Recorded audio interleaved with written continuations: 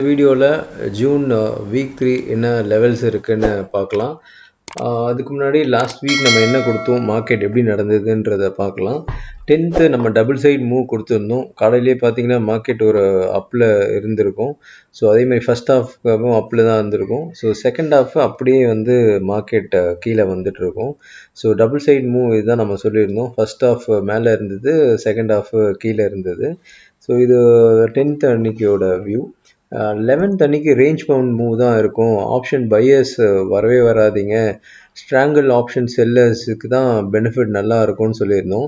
Nifty 22,273ல start ஆகி 22,265லேயே முடிஞ்சிது. கிட்டத்தட்ட ஒரு 8 பாயிண்ட் தான் டிஃப்ரென்ஸே இருந்தது. ஸோ ஆப்ஷன் காலையில் ஸ்ட்ராங்கிள் யாரெல்லாம் ஆப்ஷன் செல்லர்ஸ் இருந்தாங்களோ எல்லாருமே வந்து ப்ரெட்டி டீசெண்ட் ப்ராஃபிட்ஸை எடுத்திருப்பாங்க.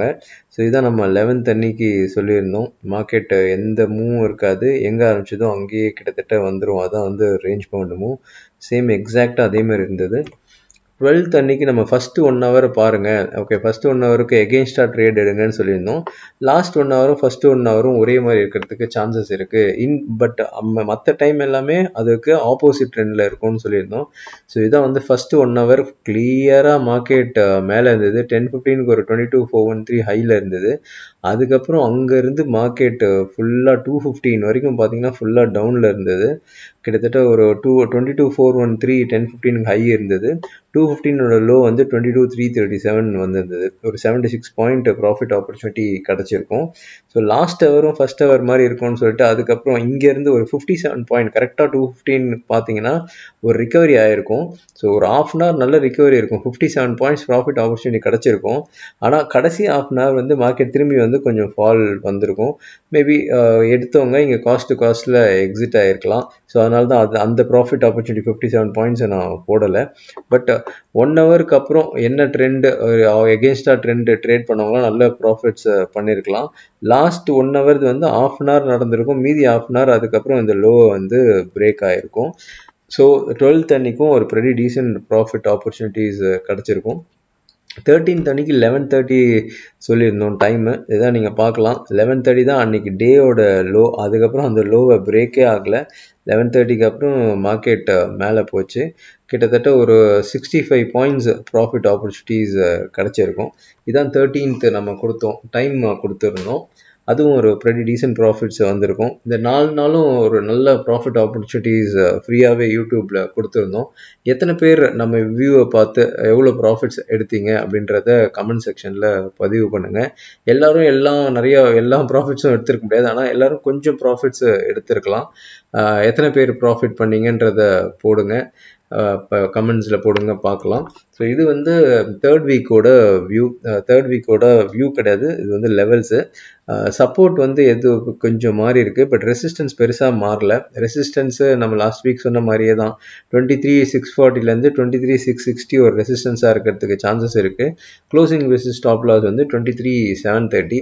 சப்போர்ட் 23,270லேருந்து 23,250. இது வந்து இங்கே தப்பாக டைப் பண்ணியிருக்கு. 23,270லேருந்து 23,250க்குள்ளே சப்போர்ட் இருக்கிறதுக்கு சான்சஸ் இருக்குது. Closing basis stop loss 23,150. So இது மட்டும் கரெக்ட் பண்ணிக்கோங்க, இது டைப்பிங் எரரு. ஸோ 23,250 தான். 23,270லேருந்து 23,250க்குள்ளே வந்ததுன்னா அங்கேருந்து ஒரு சப்போர்ட் எடுக்கிறதுக்கு சான்சஸ் இருக்குது. அதுக்கு க்ளோசிங் பேசிஸ் ஸ்டாப் லாஸ் வந்து 23,150. ஸோ இது எல்லாமே க்ளோசிங் பேசிஸ் ஸ்டாப் லாஸ், அது மட்டும் நல்லா ஞாபகம் வச்சுக்கோங்க. ஏன்னா இதுக்கு மேலே க்ளோஸ் ஆயிடுச்சு, இதுக்கு கீழே க்ளோஸ் ஆயிடுச்சுன்னா ஃபர்தர் மூவ் வந்துடும், இல்லைனா இந்த ரேஞ்ச்குள்ளேயே மார்க்கெட் ட்ரேட் ஆகும். ஸோ இதுதான் இந்த வீக்கோட லெவல்ஸு. நீங்கள் லாஸ்ட் டைம் நம்ம சொன்ன மாதிரி அட்வான்ஸ் வியூ தேவைப்படுறவங்க, அன்றைக்கி இன்ட்ராடேயில் எந்த டைம் இம்பார்ட்டன்ட் டைமு வேணும்னு நினைக்கிறவங்க, இன்ட்ராடே சைட்வேஸாக இருக்குமா, ட்ரெண்டியாக இருக்குமா அப்படின்னு அட்வான்ஸ் வியூ வேணும்னு நினைக்கிறவங்க சப்ஸ்கிரிப்ஷன் ப்ராடக்ட் ரீஓப்பன் பண்ணியிருக்கோம். வேணுன்றவங்க யூஸ் பண்ணிக்கோங்க. Thank you so much. திரும்ப இன்னொரு வீடியோவில் உங்களை சந்திக்கிறேன்.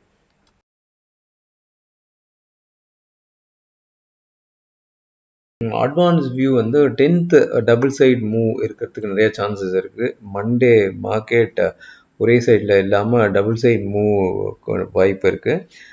11th டியூஸ்டே ஒரு ரேஞ்ச் பவுண்ட் மூவ் இருக்கிறதுக்கு நிறைய சான்ஸ் இருக்குது. மேபி ஸ்ட்ராங்கிள் செல் பண்ணுறவங்க, தள்ளி ஆப்ஷன் செல் பண்ணுறவங்களுக்கு பெட்டர் டேவாக அமைகிறதுக்கு நிறைய வாய்ப்பு இருக்குது. ஏன்னா அது சைட்வேஸாக இருக்கிறதுக்கு தான் நிறைய சான்சஸ் இருக்குது. 12th வெட்னஸ்டே ஃபஸ்ட்டு 1 ஹவரும் லாஸ்ட் 1 ஹவரும் ஒரே ட்ரெண்ட் இருக்கிறதுக்கு சான்சஸ் இருக்குது. ரெஸ்ட் ஆஃப் த டே வந்து இதுக்கு ஆப்போசிட்டாக இருக்கிறதுக்கு வாய்ப்பு இருக்குது. எக்ஸாம்பிள், இப்போ ஃபஸ்ட்டு 1 ஹவரில் இன்கேஸ் மார்க்கெட் மேலே போச்சுன்னா லாஸ்ட் 1 ஹவர்லேயும் மேலே போகிறதுக்கு சான்சஸ் இருக்குது. பட் இடைப்பட்ட மீதி டைமில் மார்க்கெட் கீழே இருக்கிறதுக்கு வாய்ப்பு இருக்குது. இதே வந்து இன்கேஸ் ஃபஸ்ட்டு 1 ஹவரில் மார்க்கெட் கீழே இருந்ததுன்னா லாஸ்ட் 1 ஹவரும் கீழேயும் இன்பிட்வீன் இருக்கிற டைமில் வந்து மேலேயும் இருக்கிற சான்ஸ் இருக்குது. ஸோ ஃபஸ்ட் 1 ஹவர் பார்த்தீங்கனாலே நீங்கள் ரெஸ்ட் ஆஃப் த டேவை ரியல் டைமில் மேட்ச் பண்ணிவிட்டு ட்ரேட் பண்ணலாம். 13th தேர்ஸ்டே வந்து 11:30 to 11:45 இம்பார்ட்டன்ட் டைமு. அந்த டைமில் இன்கேஸ் ஏதாவது ஒரு பாட்டம் கிடச்சிதுன்னா பை பண்ணலாம்.